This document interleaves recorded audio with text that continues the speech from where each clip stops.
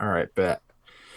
So what we do is it's just normal comedy pod stuff. We'll kind of just talk about whatever. If you have anything you want to talk about, feel free to bring it up. Let us know, and of course, we'll give you time to plug your dates and whatever you got that you want people to watch and listen to at the end there.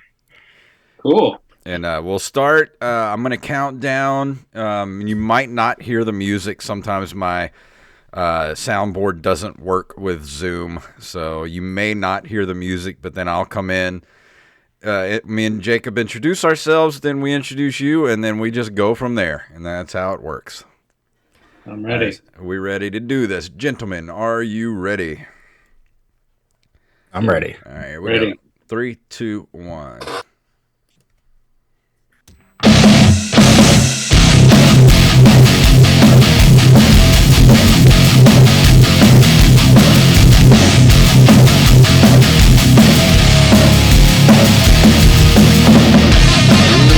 That music can only mean one thing. It is time for the OpenMicersPodcast. My name is Jason Robbins.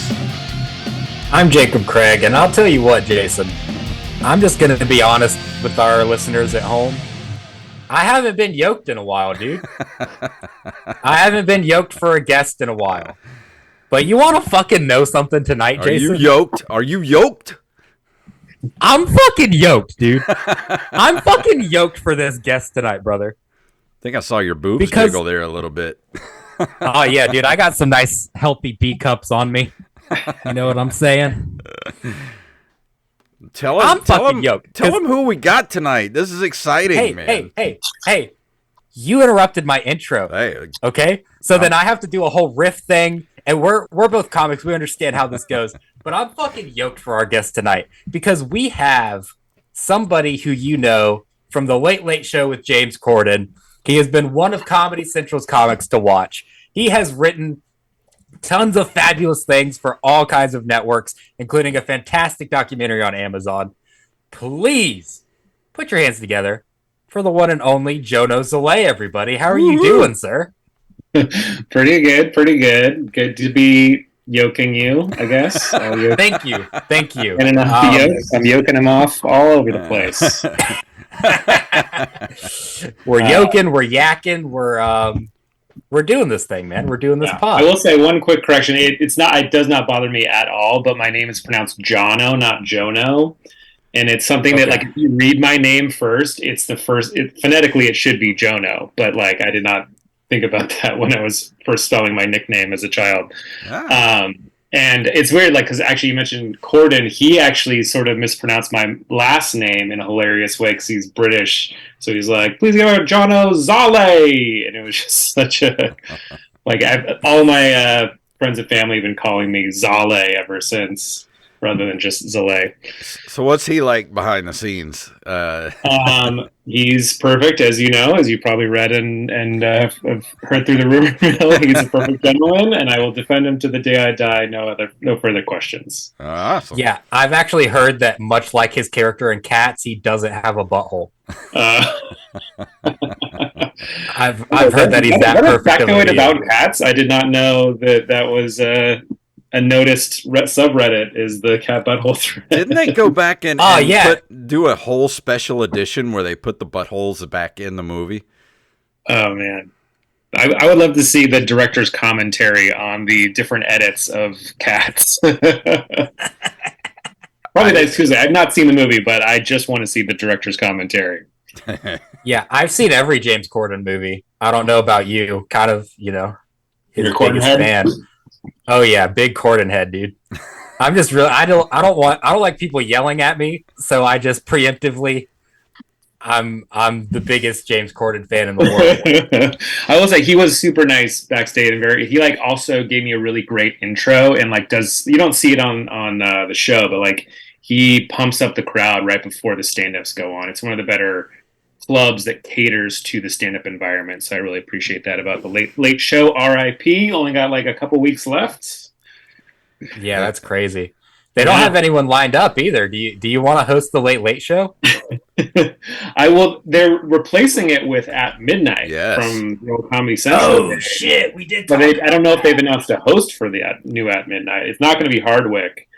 But I have no idea who they're going with, or if they're going to have like comedians on again, because it's in a place where it used to have like, I mean, Shania Twain, who was on my episode, just like, is she going to go on at midnight to promote her new tour or whatever? I'm worried about that in a way where it's like, I hope they at least do comedy adjacent celebrities if they're going to do celebrities. See, I really don't want them to change up the format of the show because At Midnight was perfect the way it was.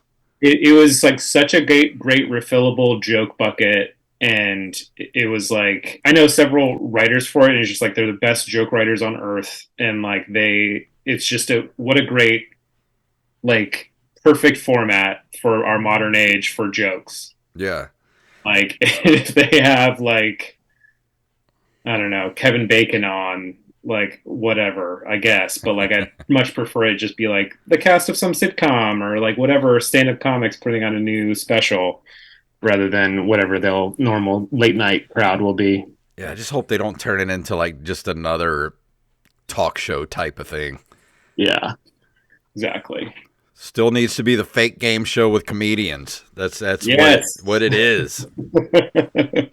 Perfect. That's actually a show that I'm going to write called The Fake Game Show with Comedians. Hosted by James Corden. Give my boy some work. You know, he's jobless. It is interesting. I'm currently working on a docuseries about game shows. I won't mention anything else about it, but I'm probably on an NDA still and hasn't premiered yet. But it's fascinating the turn that game shows took from like being these very straight-laced weatherman broadcaster types to all stand-up comedians or like comedy adjacent people. You know, it's like Howie Mandel. He was like one of the first stand-ups to do it in like 2004. I think he took over Deal or No Deal, and then like within a year, all of them got stand-up or improv comedians. Yeah, I mean that's really the way it should be. Of course, yeah, of course it is. Like they're the best presenters of like, you know, being able to riff, being able to be in the moment, being able to be personable, like deal with any kind of situation. If you could be the host of any game show, what would you want to do? Of existing game shows, or one I'd come up with myself? Well, if there's an existing game show and they said, "Hey, we want you to be a host," what would your dream hosting job be? Man, great question. Probably something like Who Wants to Be a Millionaire? Because I love trivia. But like I don't think I trip over my words a lot when I haven't said them 100 times on stage. Mm-hmm. That's like one of my weaknesses is I'm not great at riffing personally, so I probably wouldn't be a great game show host. But like Who Wants to Be a Millionaire, you're asking like 10 questions. Right. You know, it's not like Jeopardy when there's like 50. Yeah.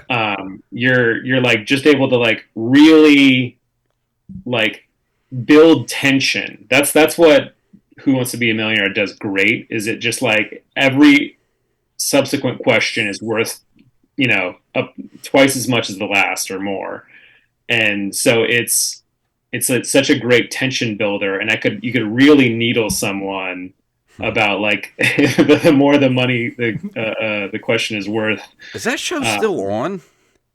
I'm pretty sure it is. I don't know why they get rid of it unless it's in the ratings or whatever. They just did a celebrity one where Jimmy Kimmel hosted it. Oh, okay. And Nikki Glaser was on there. And I remember, of all of the charities that Nikki Glaser could have played for, she played for a charity that rehomes parrots after their owners die. You mean pets? No, parrots. Parrots. Oh, I think you said parents, and I was like, "Who owned parents?" Oh no! She could have played for St. Jude, but instead she's like, think of all the fucking parrots, and she won like $70,000. Wow. Of course. I mean, that's the. She's big into animals. I think she's into PETA, which like I love animals too, but I do not like PETA. So I'm glad she didn't play for them. Parrots need a home too. Can't just be some random palm tree in the neighborhood. What about you? What about you, Jacob? Would you want to be a game show host? I would, Jason. And I'll tell you why. I would love to be the game show host of one of those game shows that you see overseas with like the dudes getting hit in the balls and stuff with the mallets, and then they just go to the camera and like, oh, and that's all they do. That would be me as a game show host. Nice. Yeah, it's weird. Like so many of our current game shows started overseas, like in Japan. Or they have like some of the more physical challenge, wackier ones, or the Holland, because the Dutch people are so freaking weird. Yeah, it's definitely like we've stolen all of our best ideas from overseas. I mean, there should be more nut torture on primetime CBS. That's what I'm saying. There's not enough nut torture. Our nut quota is way below. Way below. The whole nut streaming channel. That's move over Game Show Network. It's just all nut shots. Well, you think about how long America's Funniest Home Videos has been running just off the back of nut torture. You know what I mean? That's the only reason anyone watches it. Yeah. If I could, Bob Saget had a thriving career because of golf clubs hitting ball sacks. Yeah, dads not being able to have any more kids because their firstborn child smashes them in the balls with one of those fat little baseball bats, the red ones. We should be so lucky. If I could bring back a game show, I'd want to bring back Hollywood Squares. We need a good Hollywood Squares resurgence. Good one. That's nice. That's what he responds to with that. He blocks with the burp. Yeah, Jacob would be the center square all the time. He's the... Is that the best one? Yeah, who was... oh, man, what was that dude's name who used to be the center square all the time? Robert Wagner. No. Bruce Valanche? Bruce Valanche. Jacob is the Bruce Valanche of the 2020s. Out of left field with the Bruce Valanche. Who the fuck is that? How old are you, Jono? Oh, you'd recognize him if you saw him. He's a character. He sort of looks like you with longer beard and hair. Yeah, long blonde hair. Looks a little like a Muppet. Yeah. Bruce Valanche.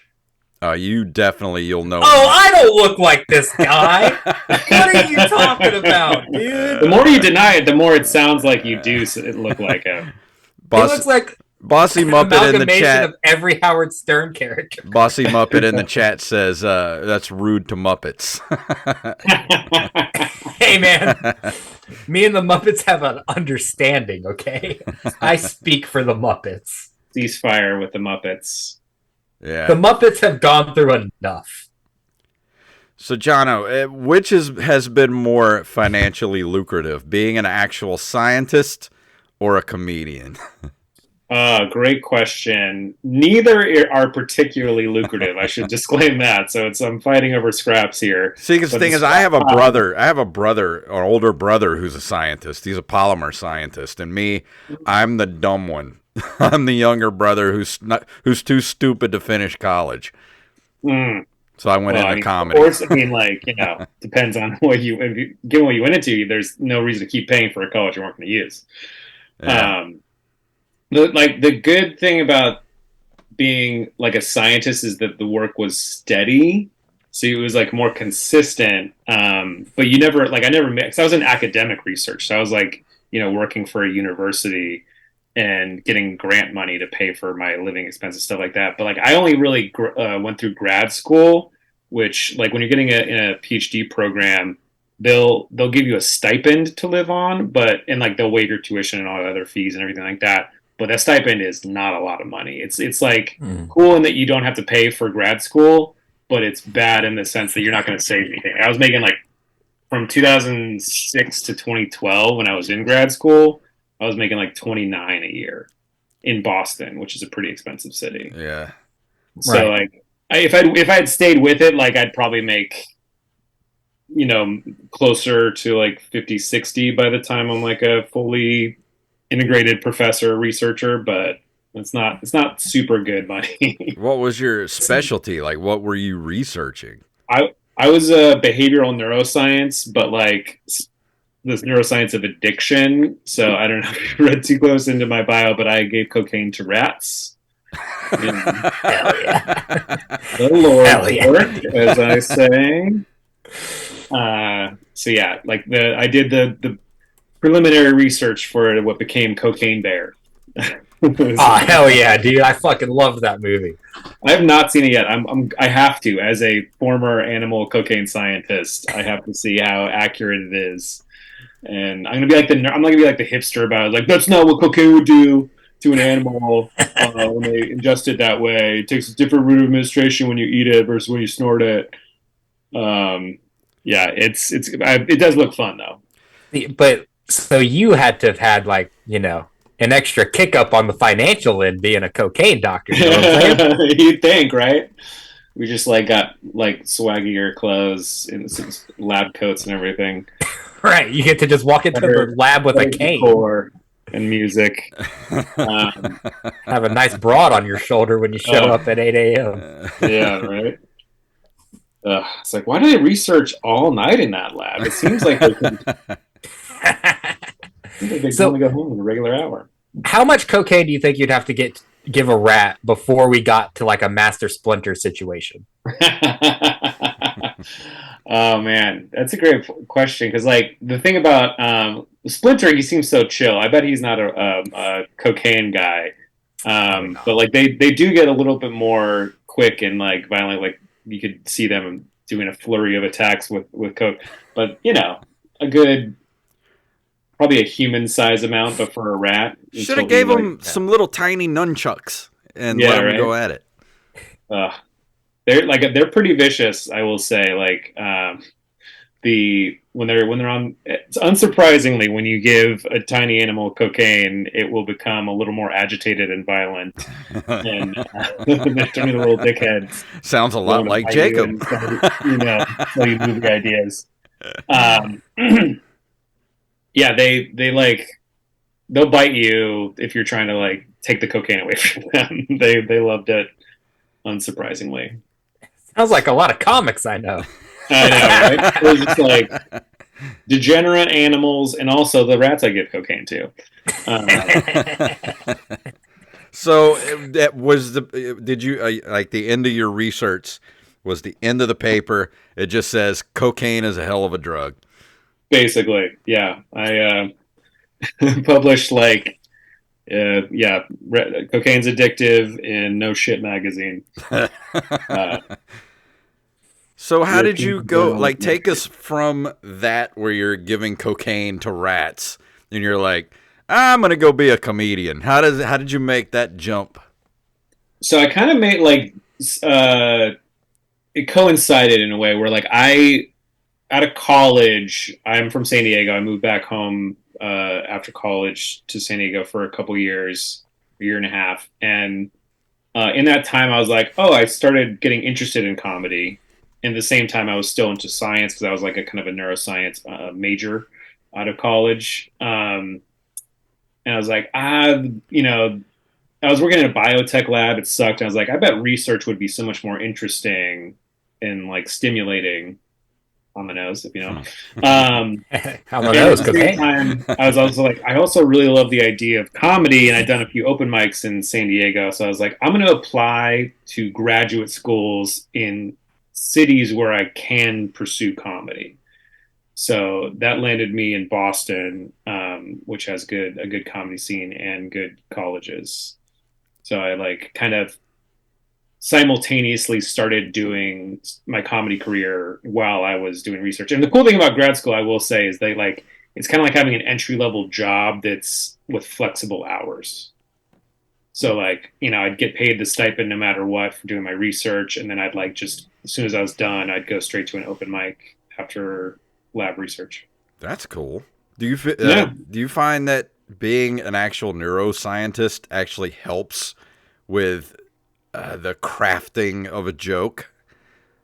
I mean, in a way, like you kind of like, not necessarily explicitly. Like I would like affect the way I would like view the world. Like I would have jokes about how I just know so much science that it's like it has affected how I view the world.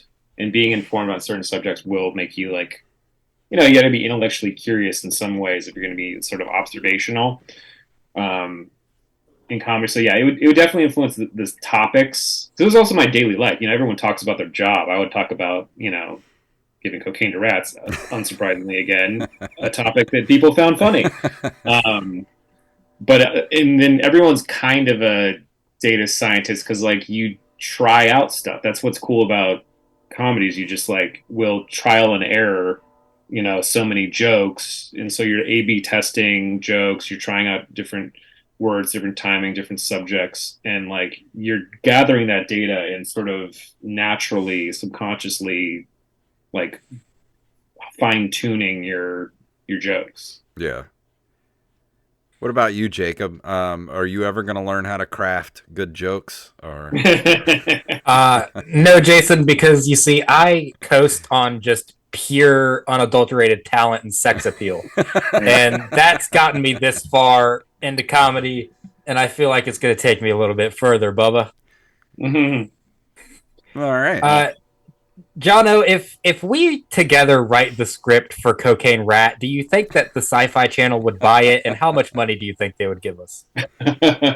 They would give us so many bitcoins, I tell you. I only take Ethereum. That's the thing. Any cocaine animal movie has to be paid in some sort of cryptocurrency. Or cocaine. Yes. Coke coin. So every time a movie like this comes out, like Sharknado and things like that, this is like one of the biggest like movies like that to actually like hit the theaters. So we're just gonna get a slew of movies like this after. What's the next logical step? Like heroin monkey or something. I don't know. Yeah. I mean, it's going to spawn a whole cinematic universe, no doubt. The like drugged animals. Oh, you know what it could be? That's like, because Cocaine Bear is like very loosely based on a true story. Yeah. Oh, yeah. Well, Bossy Muppet said in the chat room, it says they got Michael Madsen into Piranhaconda. So we've got Piranhaconda coming. Or was that already? Boy. She said believe in 6. So there were 6 of those. Oh no! I mean, like that's. Poor Michael Madsen. He must be so desperate for money. That's what cocaine. You got to feed a habit. Yeah. Michael Madsen's is who Cocaine Bear was based off of. He's the Cocaine Bear. We got to be careful because Michael Madsen seems like the kind of guy that'll hunt us down and beat the shit out of us for talking about him. Oh yeah. I bet they could in this cinematic universe pay any actor in whatever drug they're also giving the fictional animal. Yeah. But the other thing that I knowing about animal research and like behavior through being in science and stuff is there's monkeys that live on like these islands in like the South Pacific or even the Caribbean, and they will go, the beaches have like resorts on them and everything, but they'll be next to a jungle, and the monkeys will kind of like slowly creep out and steal all their little Mai Tais and stuff. So they'll be the drunken monkey. Mai Tai monkeys! Let's write it! Mai Tai monkey is a real phenomenon that exists. And I played bass for them in high school.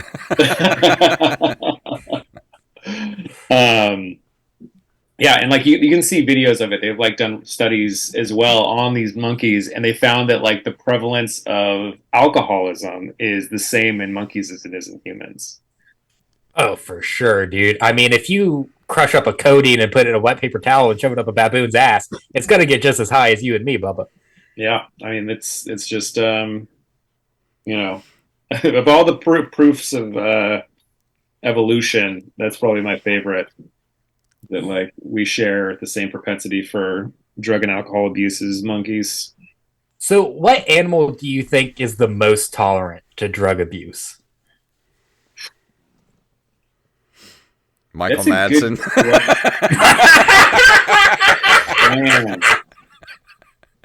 The Reservoir Dogs, I think. Oh, wow! I mean, you would think that, I guess, elephants, but like... How much cocaine would it take to get an elephant high? Oh, God. They'd have to eat like 4 cocaine bears. Dude, now That's a movie I want to see. Yeah. I went to school in Mississippi. This is how I'm going to do math from now on. How many cocaine bears would it take to get an elephant high?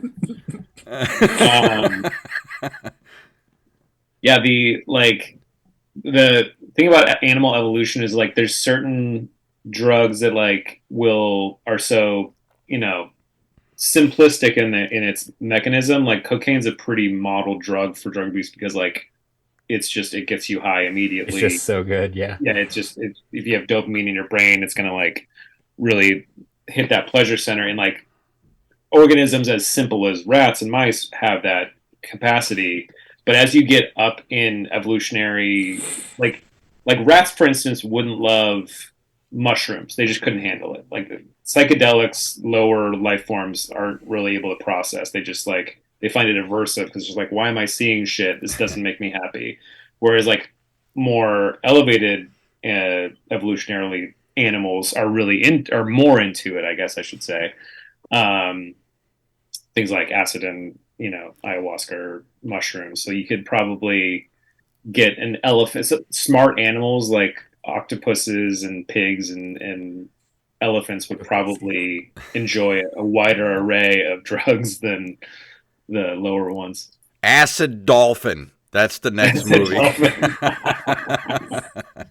Dude, how have you not done Joe Rogan's podcast yet? Because you just spent like a lot of time talking about drugs and animals, and I feel like it's a 3-hour conversation waiting to happen. Well, Jacob, you've said it before. I am the poor man's Joe Rogan, so yeah, I'm just not willing to. I'm not a disgraced enough scientist. Yeah, right. You still have credibility, so you can't go on there to talk about it. Certainly no other scientist respects me, but at the same time, I haven't published anything that has caused a scientific outroar. So like, I probably don't have enough cachet with that group. Well, see, that's all you got to do is just publish something really controversial. Yeah, I figured it out. I was that. See, we already got the paper for you. How many cocaine bears does it take to get an elephant high? That's the next question. That's like if a tree falls in a forest and no one else is around to hear it, doesn't make a sound. Like that's what we've crafted. How many cocaine bears until you have a hit podcast? Is it? That's what I want to know. We need to start talking about Cocaine Bear every episode. Jono, I noticed the posters in your background there. You got a couple of Star Wars posters. Are you deep into the lore, kid? What's going on with that? Yes, in general, I'm a fan of the original trilogy quite a bit, and I like some of the newer stuff. Like I like the Mandalorian. Like the newer trilogy has its ups and downs. Really ended on a downbeat, unfortunately. And started on one too. In the middle, kind of a downbeat as well. I mean, all of them had good moments. Like for the Last Jedi had some great moments and some really dumb storylines, and then like the Rise of Skywalker, like the first half of it was actually genuinely fun and cool and exciting. Yeah. And then just the way they ended it was so moronic that I was just like, which like unfortunately, Carrie Fisher dying kind of ruined that movie. Right. Because as soon as she dies in the movie, they're like, well, let's just make up a bunch of shit. But I'm into the posters. Like they're both about imagery from the original trilogy. I don't know if you can see, but like this so you can get a better, like the one I found of C-3PO. This is from like there was some radio program in the 70s. I remember that. And like so this I love it because it looks like C-3PO's rapping. Hell yeah. So he's just freestyling on the mic. Which is very fun. But yeah, I mean, I haven't watched all of the new, because I mean, like they're going to put out so many series and whatever. Like I haven't watched Andor or some of the other ones. Like I'm not that into it. Right. So C-3PO is fluent in just about every language Do you think it's okay for him to say the N word or not? Only on Rogan's podcast. Okay. I feel like he gets a pass. Yeah. Oh, for sure. I mean, they tricked him into saying whatever invented language for the Sith. So Yeah, right. They just have to wipe his memory banks afterwards. yeah, as long as they give him like the equivalent of like whatever mind eraser, they'll let him say any kind of racial slur. And like the Star Wars universe has so many racial slurs, you can tell. Oh yeah, scruffy looking nerf herder. Yeah, right? You can tell R2 is calling people all kind of slurs through those movies. Yeah, right. Well, he's so sassy. He's getting in trouble all the time. Time to cancel R2D2. Everybody, let's get that hashtag going. Cancel R2D2. It's about goddamn time. But you bring that up, Jacob, that C-3PO is technically an AI. And recently didn't they try to get like Chat GPT or something to say the N-word and it wouldn't? And so that made like all the conservatives say, oh, the Chat GPT AI is woke. Well, I mean, you look at all the comics giving it like some kind of stupid, edgy, open micro premise, and then it just comes back with, I can't make jokes that are offensive. Yeah. So I can't finish your fucking joke for you. Go be original and write it yourself, asshole. Like, of course, like, as well, like, I mean, they try to, like, put some guardrails on it, as they should, and, like, of course they're going to put guardrails on the most commonly known and like, racial slur. But I bet if you, like, had some racial slur for a very specific ethnic group that's lesser known, it probably would tell you, just because they haven't put the guardrails in. So what I'm trying to say is, everyone at home, go find out the most obscure ethnic slurs and make ChatGPT. We should try the Swedish. Isn't that we'll never see it coming? Isn't that the most human thing ever? We have this amazing AI now that's about to be unleashed in the world, and all we're trying to do is get it to say the N-word. We're not trying to get it to solve like world hunger or how to like to come up with flying cars or wormholes. No, we just want to get it to say the N-word. Like we're so stupid. We're the worst. Funny. We're the galaxies, like we're the trailer park of the Milky Way. Yeah, we're just like every technology is just used by people who want to have sex with things in different ways. It's all sex. It's always driven by the biggest perverts and the most racist subgroups. Sounds like half of my family. I've come around now where they used to have movies showing AI being bad and everything, which like obviously it's dangerous, but I'm like kind of team robot now. Like I say, let's give the robots a shot. We're not great at it. Yeah, it's their turn. Like they're always saying it's like, oh, we have to take enslave humans because look how violent you guys are, and how emotional and racist and warlike, and I'm like, they're making some good points, See, but then the robots are going to talk about us the same way we talk about baby boomers. Like we're going to have just a generation of robots ripping bongs in their robot mom's basement. Like, the fucking humans crashed the stock market and it's all their fault. They'll be like, okay, humor. So a couple of weeks ago, did you guys, if there are aliens out there and we're kind of like the dumping ground of like we're the trash that they accidentally made, did you see that the Pentagon actually admitted that there could be a quote unquote mothership in our solar system right now? So what do you think they're doing? Are they just watching us kind of like a reality TV show? Are they ready for invasion? Like what's going on? What's happening? Man, good. Like that would be a really like having an orbiting outpost just somewhere watching us. Like if they have to like terraform Earth to whatever gas they breathe, like they're saying like, let's not invest anything. Let's just let the humans blow the whole planet up and then make it our atmosphere that way. Maybe like they're just feeding disinformation to us so that we will blow it up. It's like, what if they breathe whatever would be left over after a nuclear winter? Yeah. and like they just really get off on radiation. And like she's like, let's just keep feeding him lies and tensions, and like convince Putin to unleash hell on Kyiv. I think they're up there watching us right now, and they're like, "These motherfuckers made AI, and all they're trying to do is trying to get it to use a racial slur. Like they're so stupid." Oh yeah, this like, Cocaine Bear, great film. Yeah, it's like it must be very entertaining to watch us simultaneously so smart and so stupid. Like the human achievements like that we've had are really mind-boggling. Like the fact that we have access to the entirety of human knowledge in our pockets at all times, and like you said, like we're using it to say racial slurs and look at porn. It's so funny how weak we are. We're so weak-willed. We're so so stupid. I think they're probably waiting to see if Ambassador Trump gets arrested or not. Then it's war for all. Right?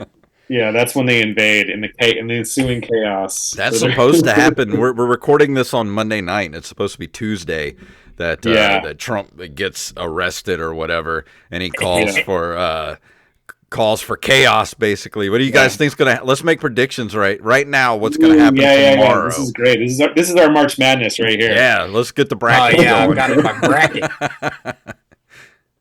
Who do you have? The 1 seed DOJ or the 8 seed?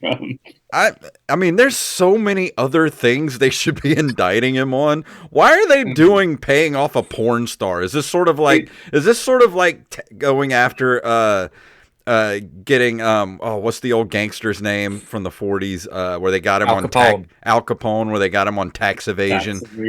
A little bit. I think the thing is there's so many, like they should have probably coordinated to like do it all at once or not at all. But yeah, like this is just like the first, those like conveyor belts of pizza where it's just like you put it in there, it goes through the oven. Like this was just the one that got put in first because it like kind of happened a little bit when he was in office. So like all the other stuff was like from right at the end of his presidency, whereas this was like before his presidency. So it's just like the oldest ongoing investigation. What I think it is, they have all this stuff against him, and they're just like, who wants to go first? Which one you got? And then like they're finally like the guys with with the porn star money. They're like, I guess we'll go first, and then they go, and then everybody else is just gonna follow. It's just gonna be like a domino effect of indictments. I mean, if it's a crime to pay porn stars, then we all do it. Burn the tapes, boys. My goose is cooked. This is a labor issue for them, really. Let's get the porn stars to unionize to make sure their payoffs are big enough. Yeah. Hey, their payoffs probably aren't going to be big enough. Yeah, they call them their payloads. I'm just worried about like all those crazy ass people that are like look at him as some sort of god. And I mean, that's the thing. He's like now a cult leader. Like, there's just political cult leaders now. It's just too bad. And like, he's going. There's, I don't know if it'll be as bad as January 6th, but there's going to be something like that. Somebody's going to do something stupid. Yeah. They are. Yeah, of course. Like, there's going to be a riot somewhere. There's going to be, motorcades getting attacked. Like, yeah. How many? What's the over under on how many people go to the hospital? Because like think about like both protesters and cops that require medical attention. Well, like, what was it on January 6th? What was it, like 14? There was like 4 injuries people or something? Died overall. There was the woman who got shot. There was one death. The dude aimed himself in the balls enough to give himself a heart attack. Let's not forget about him. No erasure of the ball tase death on my watch. All right, we got Bossy Muppet in with 23, so that's the first one here.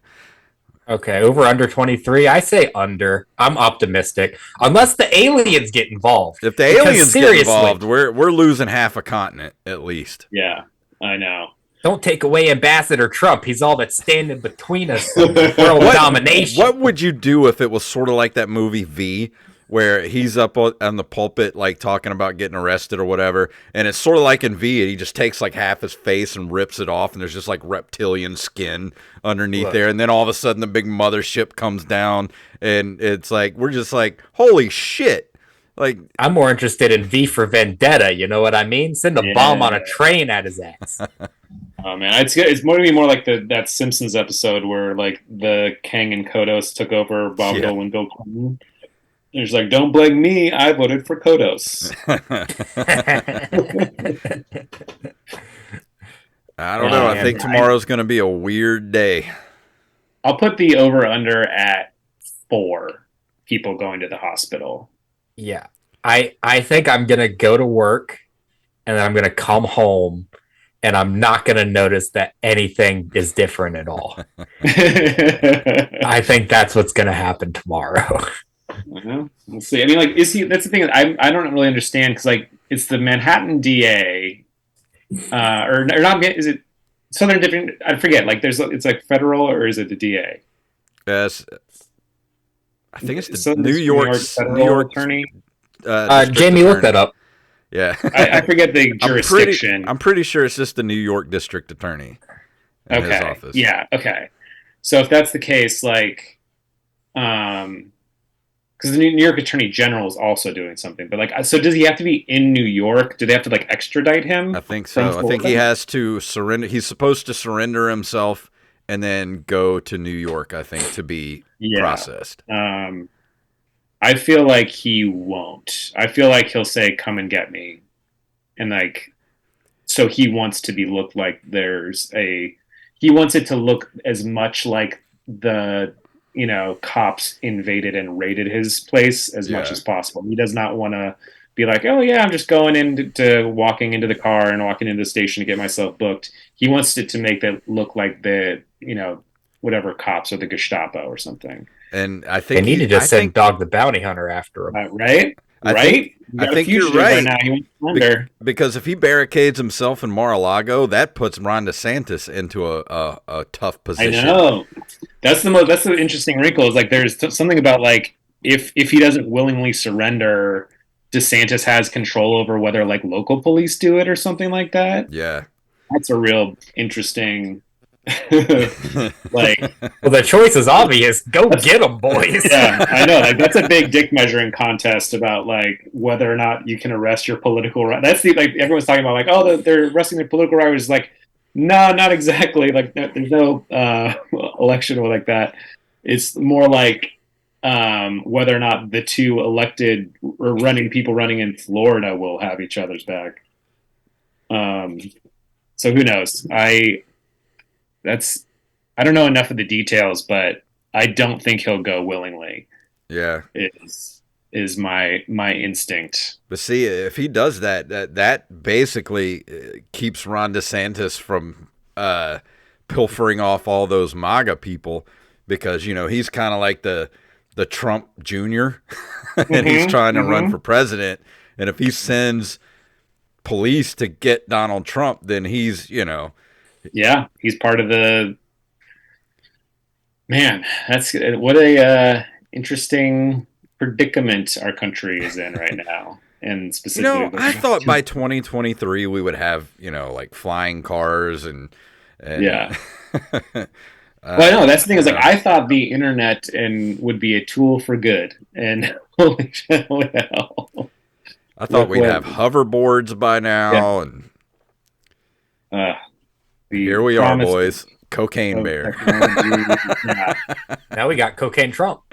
I mean, Cocaine Bear that's if I had to picture how he's going to be taken down, it's going to be as easy as taking down Cocaine Bear.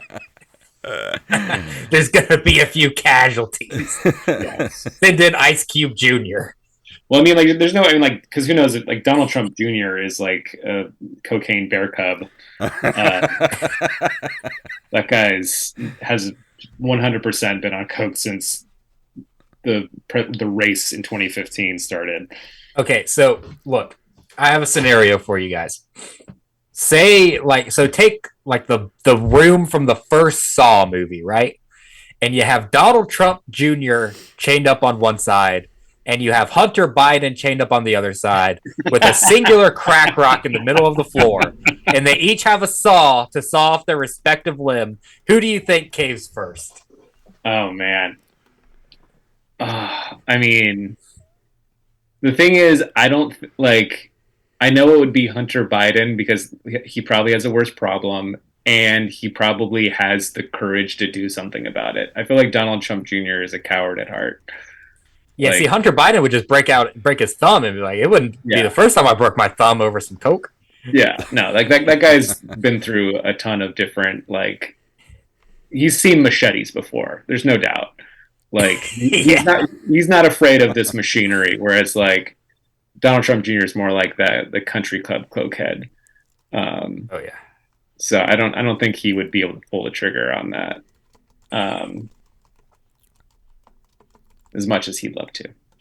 Jason, what are you Googling? You have your Googling face on. Oh, I was trying to remember Donald Trump Jr.'s girlfriend, and her name's Kimberly Guilfoyle. And somebody put on Twitter the other day, they said, so Kimberly Guilfoyle's coming out with a new fragrance. What should its name be? And I said cocaine, because it's Don Jr.'s favorite smell. Yeah. Oh, that's great. Cocaine. Kimberly Tinfoil. Kimberly Guilfoyle is her name. Oh, that's unfortunate. Like, the only cologne I've ever purchased was when I was like 14 and going to my first high school dance, and I still have it. It's the Michael Jordan cologne. Do you guys remember that? I remember that. Oh, nice. It was... Smells like sweat and victory. Yeah, right? There was a great parody of it back in the 90s where it was like... who was it? Murasan, remember George Murasan, like the 7-foot like Serbian dude or whatever? And he's like, "Do you want to smell like me?" I remember that. I do. Is that cabbage, George? I'll never tell. That was great. Good comedy stuff in the 90s. That's when we peaked as a society. Yeah, I think so. After the turn of the century, things just pretty much been on a steady downhill course. In the 90s, you didn't need AI to say the N-word. You could just do it yourself.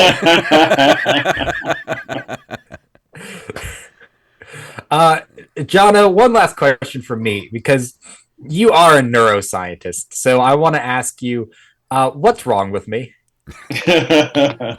Well, as a neuroscientist that specifically studied addiction and knows comedy, you have entered the world of stand-up comedy and podcasting, both of which are horribly addicting and destroy lives worse than any crack rock that Hunter Biden has encountered. So that's mistake. That's what's wrong with all of us. But you especially seem like you have a big problem. So the fact that you reached out and contacted me, being as much of a comedy nerd in person, to want to talk about all this stuff, that's problem number one. Thank you. So I've consulted an actual doctor about this as well, because I convinced myself I had autism for a little while, and he was like, "Nah, you don't have autism." His thing was that I have just severe OCD. Yeah, that's what he thinks is wrong with me. You have podtism. Yeah, podtism. So if you were Jacob's doctor, would you prescribe straight cocaine for him? It all works. I mean, because I have ADHD, and like there's a ton of like different OCD things that like are exacerbated by stimulants or improved depending on the person. Like you really got to. That's one thing I'll say is like there's no general blanket rule about what drugs you should or shouldn't do. It depends on the person, but pretty much no one should do coke. Yeah. Like, look what happened to the bear, folks. Yeah. Learn nothing from that documentary. That bear used to warn us about wildfires. And don't forget Michael Madsen. Look at what happened. Look at what happened. Look at what cocaine has turned him into, a piranhaconda. 6 Piranhaconda 6. She said the 6 was a typo, so I think there's only one Only one Piranha movie. Right, for right now. We'll see. Oh, there's going to be more. You know it. The first one's free. That's how they get you. See, part two will be 6 in no time. They're going to do cocaine Piranha, and then we're really talking. Man. So, Jono, tell everybody about your album that's out now. So the album is called, thank you, Midnight Oil. It's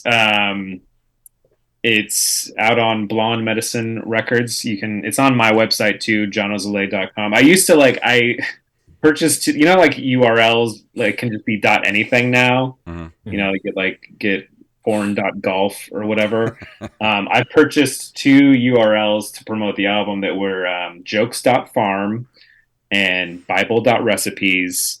And unfortunately they just expired because my album came out just around a year ago and the URLs are gone now. But they were like GoDaddy, as soon as I guess it's based on traffic, they'll charge extra the second year or something like that. I bought them both for $10, and then Bible.recipes got enough traction where it was if to renew you have to pay us $70. And I'm wow. No, come on. So someone else go ahead and purchase Bible.recipes. If you next time go through name.com. Name.com to get all your URLs. Yeah. How to sponsor. But yeah, it was recorded at the Comedy Fort in Fort Collins, Colorado, one of my favorite comedy clubs, and I will be there next Thursday. This Thursday? Yeah, in 4 days. 4 days come out? This comes out Wednesday. You'll be there tomorrow. Yes, tomorrow I will be at the Comedy Fort in Fort Collins, Colorado. Great club. And then I'll be at the Denver Comedy Underground the rest of the weekend. Headlining shows there, and you can buy my album Midnight Oil, which is also available to stream on all of the streaming album things because they resolved whatever dispute over audio rights there were on all that stuff. I gotta say, I listened to it on Spotify, and it is absolutely fucking hilarious. Oh, thanks, man. Yeah, it was a lot of fun. It has some real wacky stories. I forget if I talk about cocaine a little bit, but not as much as my first album, Snake Oil. They're both oil themed. Dude, the story about your worst bomb ever with the San Diego Padres had me on the floor because I think every comedian has had an awful show, but that one is one for the ages. Thank you. Yes. I don't know how you didn't quit comedy after that because I would have just. It really was I won't spoil the story, but after it was a charity event for the Padres, a fundraiser for epilepsy. And after the event, the Padres that I was helping raise money for came up to me like it was my Make-A-Wish. They felt oh no, I'm so sorry what happened to you up there. It was so brutal. Yeah, check it out on all the streaming things. jonozalay.com has my schedule and my album links and everything, so you can buy it on CD Baby and stuff. I'd also when I sell it, because it's the album cover art is a prayer candle theme. So if you see me live, I have actual candles I sell that come with the download code. That's awesome. So you can burn the midnight oil, folks. Yeah. What? Yeah. What? I know. It's all marketing driven. It's all the fun road tricks you learn. Do you remember the band Midnight Oil back in the 80s? I didn't until I Googled if anyone had used the name Midnight Oil before. It's there's no album Midnight Oil, but there is a band. And it's is that the Bed Still Burning band? Yep. Are they Australian? Yep. Yeah. I remember that song. I did not realize they were a band called Midnight Oil until I put out the album myself. Yeah, I always thought they were just a one-hit wonder, but then they had 10 freaking albums out, and I'm like, damn. Australian Heroes or something. Jacob has no idea because Jacob's 12. Yeah, I have no idea what you're talking about, Chief. But Jono, thanks for coming on the show, man. Oh, thank you for having me. Jacob, And, I'm looking forward to seeing the bed still burning tomorrow when they try to arrest Donald Trump. Yeah. we'll have to come back. Have to have you come back so we can check our stats, because I'm going to say 7. I'm going to go 7 on the over under. All right. I'll go 5. How about right. that? Because I believe in aliens. Yeah. You're coming. And if the aliens come tomorrow, we'll just we'll podcast for the aliens, and maybe they'll keep us around as like podcasting pets or something. Yeah, we never said that they shouldn't come. We're on their side. Yeah. All hail alien and alien. Yeah. They'll probably kill us and keep the "Are you garbage" guys, but let's be honest. But Jacob, you got anything you want to pimp before we get out of here? Oh, don't have much in the way of stand-up shows, but hey, if you are a big fan of the Open Micers podcast, you're in luck, because we've got all kinds of awesome guests coming up, including Rita Brent, Joe Pontillo, who has a new album coming out, Will Merrill, who's taping a new album, and Galen Nash, who is a national headliner from Austin, Texas, and he's going to be coming through doing some shows in the South here. So get in that Patreon for all the fun extra episodes that we're going to do. We're going to do pop culture trivia this month, and we'll see who has the biggest brain in the Open Micers verse. Yeah, we'll see. But I have some stuff booked, but I can't talk about them yet, so I will talk about that stuff soon. And let's go ahead and get out of here. If you want to email us, you can email us at openmicerspodcast@gmail.com. We're at openmicers.com, and of course our Linktree/openmicerspodcast. You can join the Patreon at patreon.com/ompodcast and keep the lights on here at the show. We thank you all for hanging out with us, and we will see you guys next week.